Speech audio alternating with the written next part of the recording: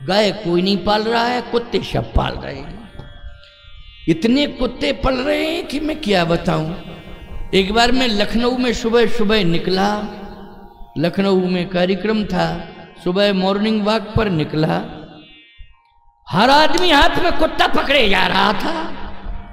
ये मैं वैसी बात नहीं कर रहा हूं, तुम हाथ में कुत्ता लिए और जा रहा हर आदमी। लगभग पूरी भीड़ में मैंने 50-60% कुत्ते देखे, विभिन्न प्रकार के मुंह थे कुत्तों के। हाँ, ऐसे हम भी देख करके आश्चर्यचकित हो गए, ऐसा कुत्ता हमने देखा ही नहीं। लखनऊ में कहां से आ गया कुत्ता ये। फिर एक से मैंने पूछा, अरे बोले महाराज बड़ी मुश्किल में मिला, 1,20,000 का आया, और वो भी बहुत मुश्किल में मिला। मैंने कहा ये करता क्या है, तुम पहले ये बताओ, 1,20,000 का आया है, ये करता क्या है। बोले बिस्कुट खाता है और लक्ष्य लगाता है। बोलो भाई यही कर रहा है वो कुत्ता, अंदर सुरक्षित है, यही कर रहा है। बोलो किस काम का ये कुत्ता, इसके लिए बिस्कुट और लक्ष्य लगाने के लिए कुत्ते हैं। पहरेदार होता है कुत्ता, याद रखना। पहरेदार बाहर रहता है कि अंदर रहता है, जल्दी वो बाहर रहता है। और कुत्ते कहाँ रह रहे हैं आजकल के, अंदर रह रहे। और कुत्ता मानी पहरेदार, बोलो है पहरेदार कि नहीं, कुत्ता मानी पहरेदार है। और गाय मानी माता है, माता अंदर रहती है, पहरेदार बाहर रहता है। लेकिन आज गाय सड़कों पर बाहर है, वो कुत्ते बारे। कलयुग महाराज तुम्हारी बड़ी महिमा है, तुमने कैसा उलट पलट कर दिया है। ये कलयुग की देन है, बोलो है कि नहीं, कलयुग की देन है। और सही बताएं आपको, बूढ़े का हाथ पकड़ के आज कोई नहीं चला रहा है, कुत्ता पकड़ के चला रहे हैं, कुत्ता पकड़ के चला रहे। बूढ़े का हाथ पकड़ के कोई नहीं चला रहा। कह दो फुर्सत नहीं है, चलते क्यों है, चुपचाप बैठते क्यों नहीं है, फालतू की बात कर रहे हो हैं। और कुत्ते के लिए टाइम निकाल के आते हैं, टाइम से सब कार्य करते हैं कुत्तों का। इतना तो किसी का भी नहीं कर रहे हैं, पता नहीं क्या हो गया है। यह है कली का प्रभाव। मैं जीव जंतुओं का विरोध नहीं कर रहा हूं, वो भी एक जीव है और ईमानदार वफादार जीव होता है, ऐसी बात नहीं, पहरेदारी करता है। लेकिन उसको तुमने बेईमान बना दिया, अंदर करके उसको ईमानदारी तो खत्म हो गई, भौंकता ही नहीं है वो। हाँ अब नहीं भौंकता है वो। गड़बड़ कर दिया कि नहीं कर दिया। इसलिए सावधानी से सुनो, गौ की सेवा वृक्षों की सेवा नहीं करोगे तो भगवान नहीं मिलेगा। और इन दोनों का संबंध है श्रमदान से। मैंने मूल मंत्र बता दिया है, मानो ना मानो। अच्छा भैया ठीक है, तुम्हारे घर में क्योंकि गाय को जगह ज्यादा चाहिए, गाय को जगह ज्यादा चाहिए, थोड़ी जगह में गाय रह नहीं सकती। दूसरी बात यह है कि गाय को खुला वातावरण चाहिए, वो बंद में रह नहीं सकती है गाय, ये तो मैं भी मानता हूं। तो तुम इतना तो कर सकते हो कि गौशाला में गाय को गोद तो ले सकते हो। बोलो भाई, जहां गौशालाएं हैं वहां गाय को गोद ले सकते हो कि नहीं ले सकते हो। और गोद ले सकते हो तो गाय का जो साल भर का खर्चा है वो आप गौशाला में भेजिए। समझ गए हो कि नहीं। गाय का जो साल भर का गोद लिया है तो साल भर का खर्चो, जब तक गाय जीवित रहे आप भेजते रहिए उसका ग्रास। बोलो भाई, समाधान मिल गया कि नहीं मिल गया।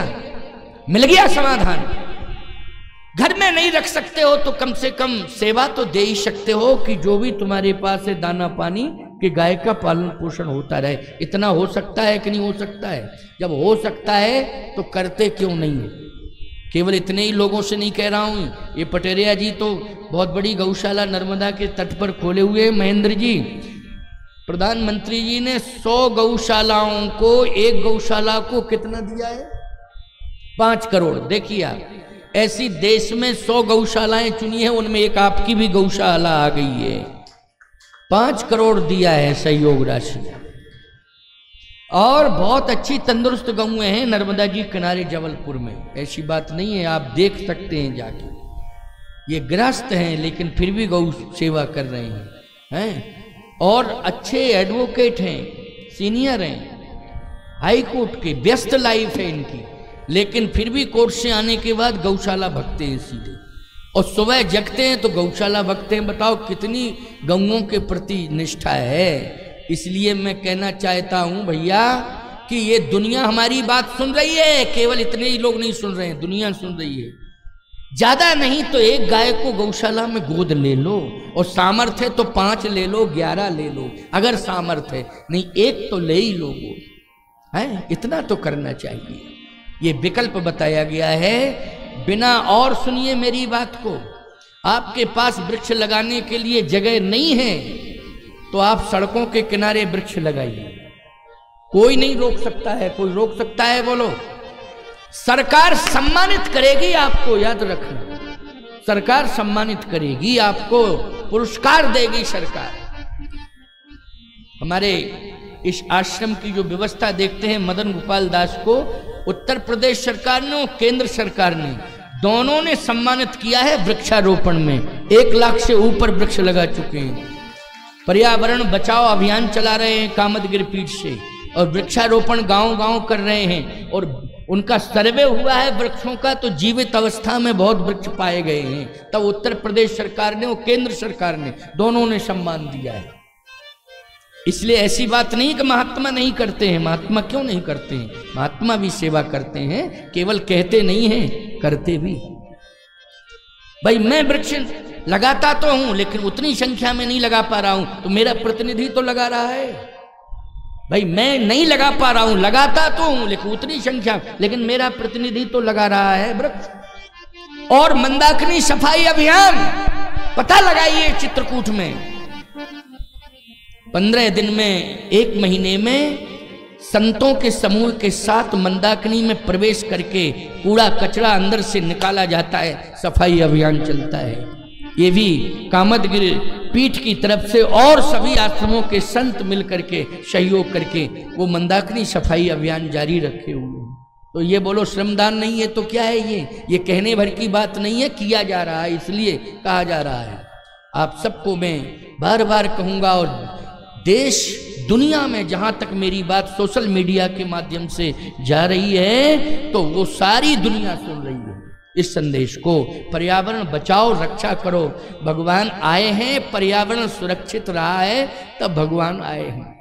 दूसरी बात, परिवार का भी पर्यावरण होता है। वैचारिक प्रदूषण जब समाप्त हो जाता है तो वो आध्यात्मिक पर्यावरण बन जाता है। क्यों भाई? वैचारिक प्रदूषण, घर में वैचारिक प्रदूषण क्या है? आपस का बोलचाल अच्छा नहीं है, ये प्रदूषण है। आपस में बोलचाल नहीं है, इसलिए यही सिस्टम नहीं होना चाहिए कि केवल family is the temple of love, परिवार ही प्रेम का मंदिर है।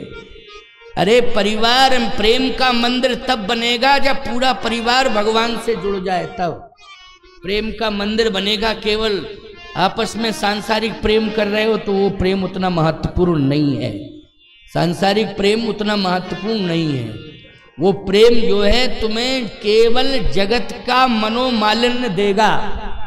सांसारिक प्रेम क्या देगा? जगत का मनोमालिन्य देगा।